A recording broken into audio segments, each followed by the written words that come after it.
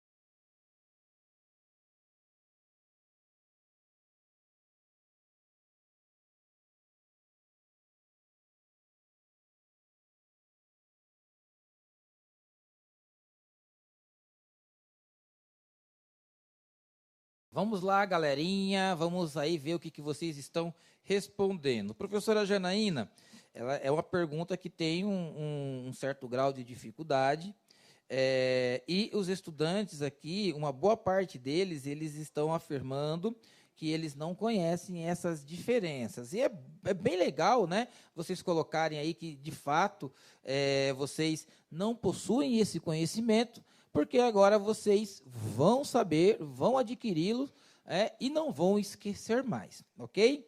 Isso mesmo, prof, uma boa parte aqui dos estudantes estão dizendo que ele não conhece a diferença entre os dois princípios de cidadania. Ótimo. Isso mesmo, assim, tem dúvidas, é para falar. Então, vamos lá. Primeiro, eu esqueci de falar no começo da aula, mas está aqui, ó, a pauta do dia, tá bom? Vou deixar aqui para vocês enquanto eu falo. Eu sei que o sexto ano precisa de um pouquinho mais de tempo para poder copiar, então peguem um caderno, já vão copiando aqui a data de hoje, a pauta. Estamos falando sobre o Império Romano, vamos falar sobre a cidadania e organização política, está bem? Então, vamos lá. O que é ser um cidadão hoje? Hoje, o cidadão ele tem direitos e deveres. Todos nós somos considerados cidadãos, inclusive vocês, estudantes, vocês também são cidadãos. Embora vocês ainda não votem, né, porque o voto ele é a partir dos 16 anos, obrigatório a partir dos 18. Mas vocês também possuem aí direitos cidadãos. Vocês, por exemplo, na escola de vocês, é possível que vocês montem grêmios. Então, no grêmio estudantil, vocês também têm uma atuação política. Quando você vai à escola e exerce os seus direitos de estudar, você está agindo politicamente, você é um cidadão. Então, o cidadão é aquele que mora em uma cidade, em um grupo, e ele tem direitos que faz com que ele tenha um bem-estar ali dentro daquela cidade, mas ele também tem os seus deveres. Hoje, todos nós somos considerados cidadãos, certo? Mas lá no período antigo, que nós estamos estudando a antiguidade clássica, em Atenas e depois na sequência em Roma, o cidadão era aquele que ele tinha alguns critérios que ele tinha que obedecer para ser um cidadão. Então, o cidadão ateniense romano, ele tinha que ser nascido naquela cidade, ele tinha que fazer parte de uma elite, então, nascido na cidade, proprietário de terras, ele tinha que ser maior de 18 anos e homens. Somente os homens eram considerados cidadãos. Então, mulheres, escravos e estrangeiros estavam fora da cidadania. Eles não participavam de nenhuma escolha política das cidades. Então, percebam, hoje, todos nós somos cidadãos. Mas lá na Roma antiga, e eu estou falando Roma e Atenas porque assim, ó, o pensamento de cidadania, ele começa em Atenas. Foi Atenas que inventou a cidadania, onde os cidadãos participam da democracia. O que é democracia? É uma política onde todos podem participar. Todos quem? Os cidadãos. Mas todos são cidadãos? Não, nem todos são cidadãos. Para ser cidadão, lá em Atenas, na Grécia Antiga, era necessário que você fosse um homem com acima de 18 anos, nascido em Atenas, e o restante da sociedade, a grande maioria, ficava de fora.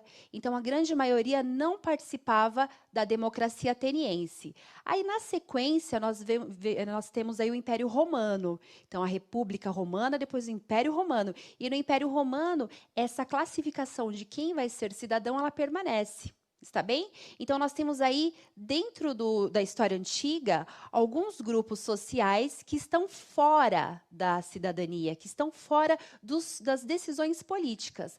Essa é a grande diferença. Se ainda assim ficar dúvidas sobre essa questão, eu vou pedir a gentileza que no final da aula vocês pontuem lá no QR Code que nós vamos deixar, que aí numa próxima aula eu tento explicar de uma outra maneira, está bem? Então, eu vou colocar para vocês na tela uma definição que eu já passei na outra aula, mas é legal a gente sempre rever. Cidadania é o exercício dos direitos civis, políticos e sociais. Estes variam de acordo com cada nação e tempo histórico. Vejam bem, ó, estou falando aqui de 2 tempos históricos, né? Lá no passado, que é a história antiga, e estou falando de hoje, o que é ser cidadão lá na história antiga, o que é ser cidadão hoje. Estamos comparando. Bem como a definição de quem é cidadão também foi historicamente sendo alterada. Então, um cidadão hoje não é a mesma coisa de ser um cidadão lá na história antiga. Está bem? Por que, professora, você está comparando a história antiga com hoje? Por quê? Olha, a nossa cidadania, esse nosso sistema de democracia, ele foi pensado, ele foi inventado lá na história antiga. Ele foi pensado lá na Grécia, em Atenas. Foram eles que inventaram essa forma de organização política. Então, quando nós comparamos, é isso. Olha como mudou, né? Hoje nós somos todos cidadãos, inclusive vocês, estudantes, os pais de vocês, mas lá na formação desse pensamento democrático cidadão, nem todos participavam, a grande maioria não participava. Mas eu sei que, geralmente, quando o professor explica, às vezes fica um pouquinho mais difícil, mas quando um colega nosso explica, não é, professor Carlos? Parece que fica mais fácil, né? Verdade. Então, eu convidei uma estudante para que ela explique para vocês esse conceito de cidadania, está bem? Então, vou colocar na tela para vocês a estudante. Ela é a estudante Aika Rafaele Martins Moreira, do 6º ano, da Escola Estadual Edgar de Melo Matos de Castro, de São José dos Campos. A Aika vai explicar para vocês o que é cidadania. Oi, gente, meu nome é Aika, eu falo da cidade de São José dos Campos, estudo da Escola Estadual de Ensino Integral Edgar Melo Matos de Castro, no 6º C. Hoje eu vou responder algumas perguntinhas para vocês. Para você, o que é cidadania? É os direitos e deveres de um cidadão. Na atualidade, quem são considerados cidadãos? Eu sou uma cidadã. Quando nascemos, somos considerados todos cidadãos brasileiros. E aí vocês se perguntam, como isso é registrado, como isso é feito? Isso é feito e registrado pelo certidão de nascimento. Você sabe quais são os direitos e os deveres de um cidadão brasileiro? Sim, o cidadão tem direito à liberdade de expressão, igualdade entre homens e mulheres e liberdade de ir e vir. E os deveres? Proteger o meio ambiente, votar nas eleições, pagar os impostos. Como você exerce a cidadania em sua escola? Participando de projetos escolares e ajudando a escolher representante. Pesquise como funciona a democracia, por exemplo. Quem pode votar nas eleições? Democracia é o poder do povo. Quem vota nas eleições são os homens e mulheres acima de 18 anos. Tchau, gente. Espero que tenham gostado. Fiquem em casa. Beijo. Até a próxima. Até a próxima, Aika. Muito obrigada pela sua participação. Espero que vocês tenham agora entendido, porque geralmente o professor explica, fica meio complicado, mas quando um colega explica, fica mais fácil de entender. Mas se esses conceitos não ficaram claros para vocês, falem que nós vamos explicar de outra maneira, está bem? Então agora nós vamos falar sobre o conceito de império, porque ó, lembra que eu coloquei aqui que nós vamos falar sobre cidadania? Já falamos sobre cidadania, está bem? Inclusive, nós comparamos a da história antiga com a atual. E agora vamos pensar a organização política, porque cidadania tem tudo a ver com organização política. Vocês se lembram da aula anterior que eu falei, gente, tudo tem política, mas não é uma política de partidos políticos, mas é um pensamento político, onde um cidadão ele começa a intervir, a participar nessa sociedade, está bem? Então, vamos pensar a organização política no antigo Império Romano. Está bem? O professor vai fazer a leitura e nós vamos agora falar sobre organização política no Império Romano. Império Romano.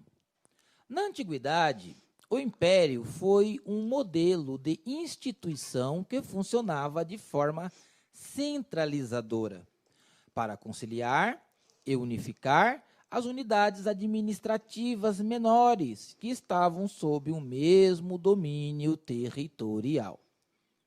Embora já tivessem existido outros impérios antes do romano, foi este que se transformou em um exemplo para muitos governantes europeus, pois sua forma administrativa ficou historicamente conhecida como exemplo de domínio, inclusive dos costumes étnicos e políticos culturais. No entanto, esse modelo trouxe problemas justamente no aspecto da sua centralização. Sendo gestor único de todos os aspectos da vida dos povos dominados, para garantir sua manutenção, também precisava da aprovação popular. Todo esse poder era revestido na figura do imperador, que era considerado superior a qualquer outro no plano terrestre. Bom, vamos lá. Sabe que, vou dizer uma coisa para vocês, estudantes, existem várias formas de explicar uma história. Então, hoje, o professor fez essa leitura, e essa leitura é um texto que está no caderno do aluno do terceiro bimestre.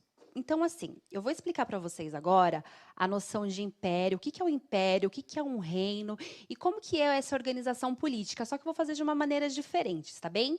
Então, vou pedir que vocês usem a imaginação de vocês, para de escrever, não escreve mais nada e só presta atenção.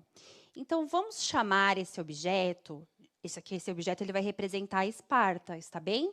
Então, vai representar Esparta. Quais são as características de Esparta? Olha, Esparta, eles são um povo que gostava muito de lutar, era um povo bastante guerreiro. E em Esparta, esse aqui é o território espartano. Então, eu vou colocar aqui para vocês, tá bom? Em Esparta, nós tínhamos uma organização social e política diferente das outras polis gregas. Em Esparta, nós tínhamos uma diarquia. O que significa diarquia? Um governo onde tinham 2 reis.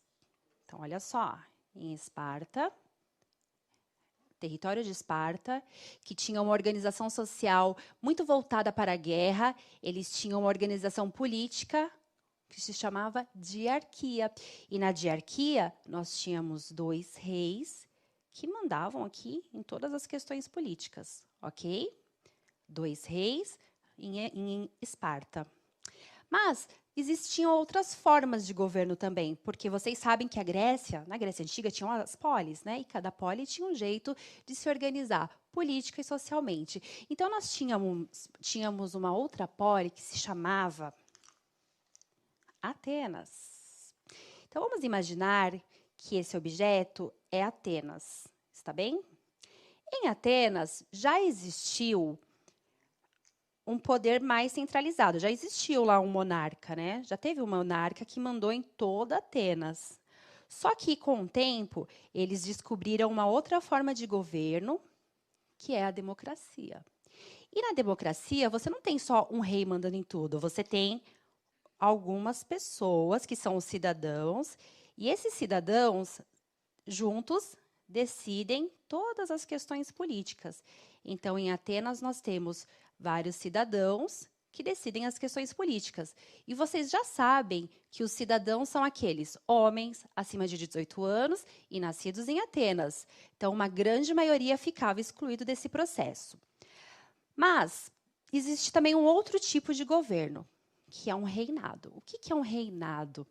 Eu vou chamar isso aqui de Tebas, tá bom? Então, porque nós estamos falando de Império Romano, e o Império Romano ele pega várias partes da Ásia, Europa e África. Então, eu vou chamar isso aqui de Tebas, está bem? Então, Tebas é um outro sistema político. Então, são outras pessoas, outras línguas. E em Tebas, nós tínhamos o reinado. O que é um reinado? É um lugar onde você tem um rei, e esse rei governa toda Tebas. O rei que governa tudo. Agora, vamos pensar aqui, o que é o império. Antes de explicar o império, então, vamos lá. Diarquia, é um sistema político. Esparta, diarquia com 2 reis. Atenas, democracia, com vários cidadãos decidindo as questões políticas. E temos alguns lugares que eram reino. Então, um reino é um lugar com um rei comandando tudo. Agora, e o império? O que é um império, professora? Qual é a diferença? Porque, geralmente, as pessoas entendem que reino e império é a mesma coisa, mas não é, vocês vão ver agora. O que é um reino? Vamos chamar isso aqui de Império Romano, ok? Então, um reino é uma extensão territorial onde eu vou anexar lugares diferentes, com sistemas políticos diferentes, lugares diferentes, com sistemas políticos diferentes, e todos esses lugares estão anexados em um território que nós chamamos de império. E dentro do império, como o professor leu no texto, tem uma série de organizações sociais diferentes, nós temos também aqui línguas diferentes, religiões diferentes, são grandes territórios que são administrados por um único imperador. Esse imperador é que manda. O imperador ele manda em tudo. Inclusive, esse imperador ele tem um poder superior a todos. Ele manda, inclusive, o exército dele é muito grande, porque ele vai ter o exército dele contando com todas as pessoas dos outros territórios. Então, todos os exércitos dos outros territórios obedecem a esse imperador. E esse imperador, ele é considerado um verdadeiro Deus, porque para justificar tanto poder, era necessário que ele tivesse um poder divino. Entenderam? O que você acha, professor? Você acha que ficou claro aqui? A diferença de império? Bem legal a parte lúdica, viu? A gente fica aqui imaginando, né? Fazendo uma viagem aqui com os pensamentos acerca de toda essa dinâmica aí do mundo antigo, principalmente nessa questão do império. Quer dizer que o imperador queria tudo para ele. Tudo para ele. Mas é isso. Então, o império ele se caracteriza por ser um território maior. Então, tem sempre uma questão territorial e nós temos um único representante que domina tudo, que é o imperador. Ó, e esse imperador, ele manda em tudo. Você pode ver que aqui dentro estão todos os outros governantes. O imperador, ele é o ser supremo, está bem?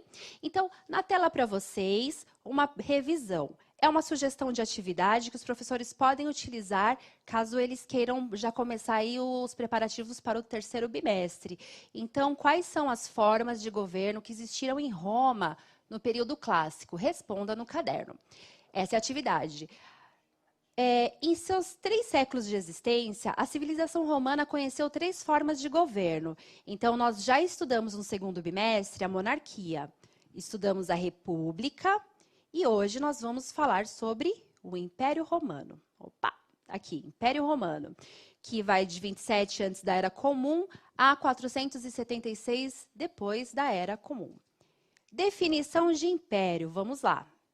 Então, o império, ele é um lugar, tá? É uma região que tem um grande domínio territorial, centralização política na figura do imperador. Ah lá, o imperador, ele é o poder máximo. Juntando todos esses critérios aí, imperador, poder máximo, centralização política e um domínio territorial, nós temos o Império Romano. Então, são essas as características que determinam o império. No Império Romano, nós tivemos aí o primeiro triunvirato. O que foi isso?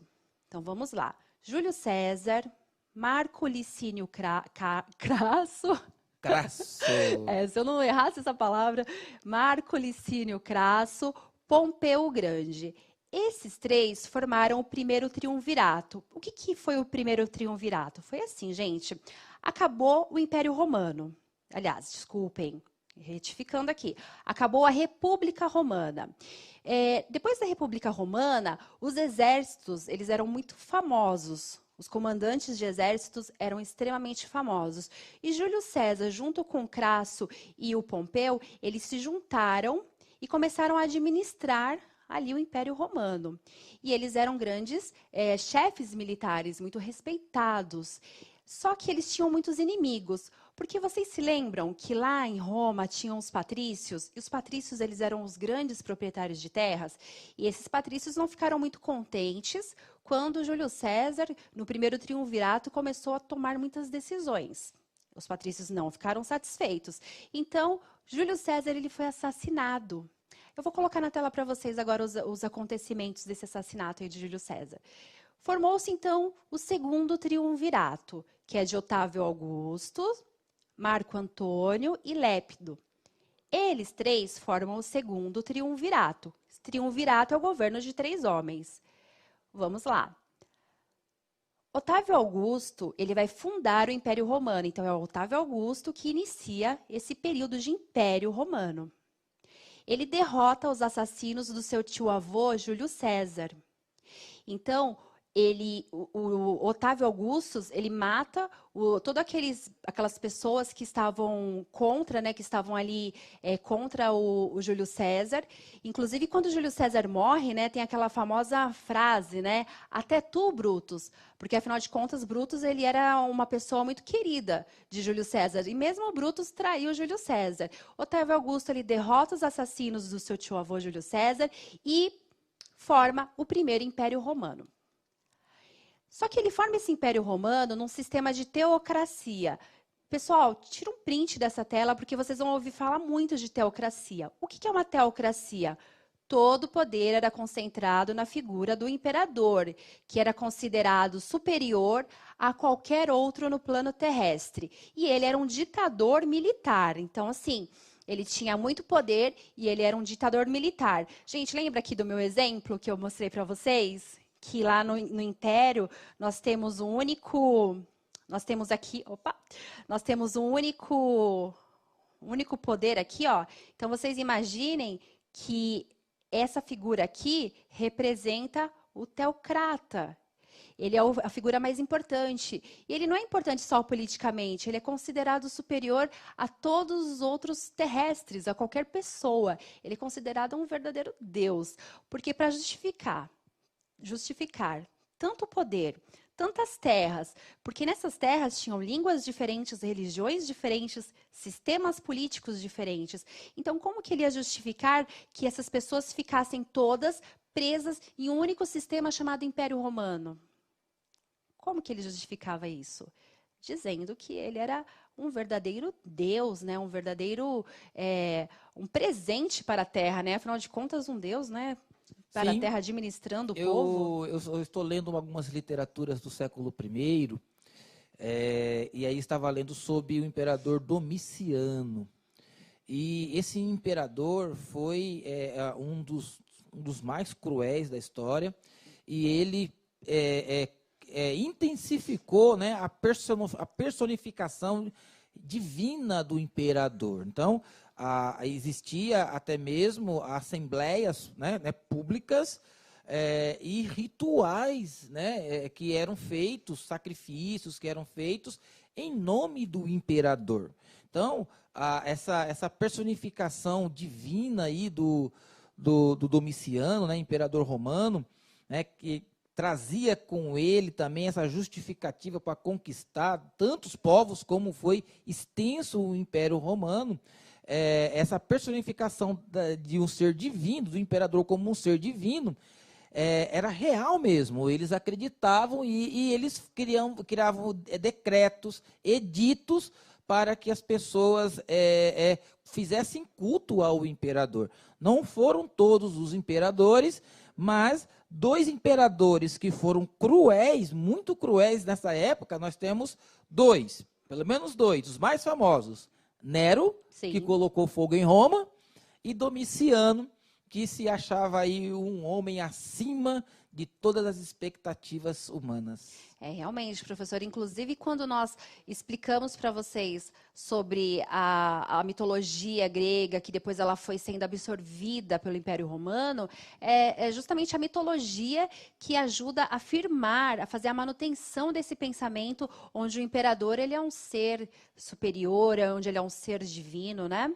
Então, como que Augustus conseguiu manter a paz nesse império?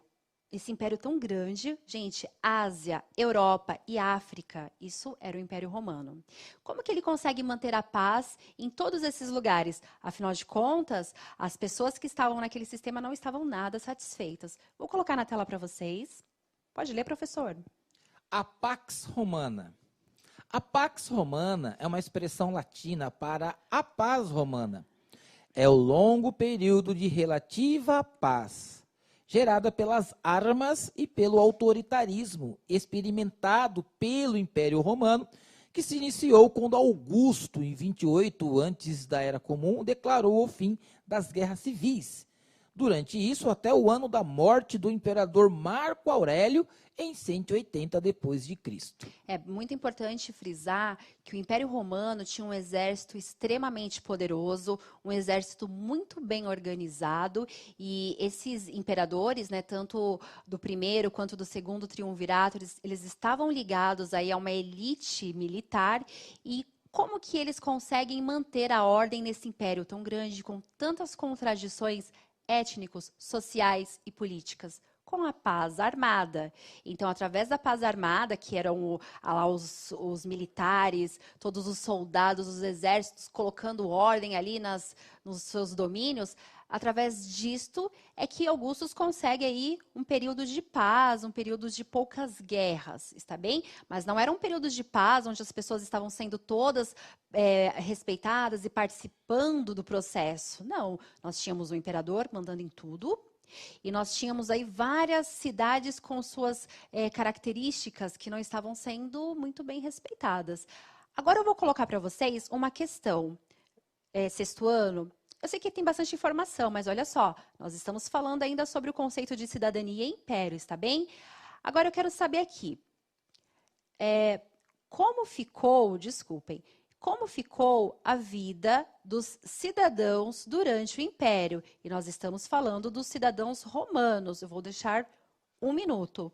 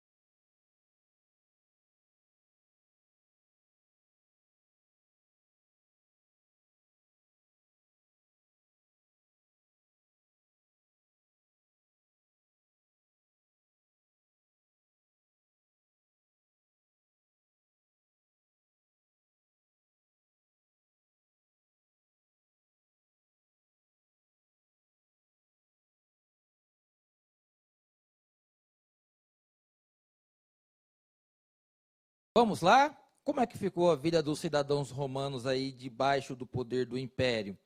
Prof, olha, a maioria dos estudantes aqui estão captando essa questão aí da extensão territorial do domínio do imperador e estão dizendo aqui, o Davi seguiu a lógica de todos os outros aqui e colocou um ruim enorme aqui para nós. Então, a maioria está dizendo que a vida dos cidadãos não ficou tão boa, Certo. debaixo aí do governo do Império Romano. Bom, é importante pensar que os cidadãos, eles são uma pequena elite, né? Um grupo pequeno, não são todas as pessoas, né? Então, os cidadãos são aqueles que cumpriram alguns requisitos. Então, eles são filhos de descendentes daqueles locais. Agora, imaginem vocês, em Roma, somente os romanos eram considerados cidadãos, todos os outros eram seus subalternos. 35% da população do Império Romano era considerada escrava. E a escravidão no Império Romano, ela tinha um caráter também de manter toda a base econômica. E os escravos no Império Romano, eles não eram apenas de trabalhos braçais, mas nós tínhamos aí professores, advogados, entre outras profissões que também faziam parte de um sistema de escravidão. Então, sim, a vida ficou bem complicada, porque agora cada vez ficou menor o número aí de pessoas que participam de um grupo chamado cidadãos, e nós temos um grupo muito maior de pessoas que são considerados estrangeiros e escravos. Ainda assim, Augustus ele até tentou respeitar as diferenças, as singularidades de cada local, mas isso com o tempo foi ficando muito complicado. Eu vou colocar na tela para vocês uma imagem, porque nós falamos muito sobre o papel da mulher. A mulher romana, ela tinha bastante independência em comparação às outras culturas da antiguidade, tendo direito a possuir e gerir propriedades sem a subordinação jurídica do marido. Então, olha, vejam bem, o papel da mulher, ele começa a sofrer uma alteração, nós temos aí uma mulher muito mais participativa neste processo. Então, é isso. Eu espero que vocês tenham gostado. Eu vou deixar para vocês aqui no final da aula uma atividade de um aluno, aliás, de 2 alunos. Opa, peraí. Antes eu tenho que falar das guildas, né, gente? As guildas, a vida em sociedade do Império, particularmente para os que tinham recursos limitados, ainda foi impulsionado pela proliferação de associações voluntárias e confrarias. Então, pessoal, as guildas são confrarias, são grupos profissionais e comerciais que se juntam para trabalhar em equipe aí. Essas são as guildas. Vou deixar para vocês aqui o protagonismo juvenil da estudante Vitória Vieira Félix Domingues, da Escola Estadual Nazária Cipriano de Freitas, de Ibiúna. Foi a mãe dela que mandou essa atividade, a Tamires. E vou deixar vocês aí com o QR Code para avaliar a nossa aula. Então, lembrem de fazer a avaliação da aula. Fazer a avaliação da aula. E é isso. Espero que vocês tenham gostado. Qualquer dúvida, qualquer sugestão, estamos aqui abertos e uma ótima sexta-feira. Uma ótima sexta-feira para vocês. E lembre-se, se algum dia você estiver perdido, sem saber o caminho que você deve ir, lembre-se que, como minha mãe dizia, quem tem boca chega até Roma, porque todas as estradas levam a Roma. Era assim que se dizia na época antiga. Gente, boa sexta-feira e bons estudos. Até a próxima aula. Tchau, tchau.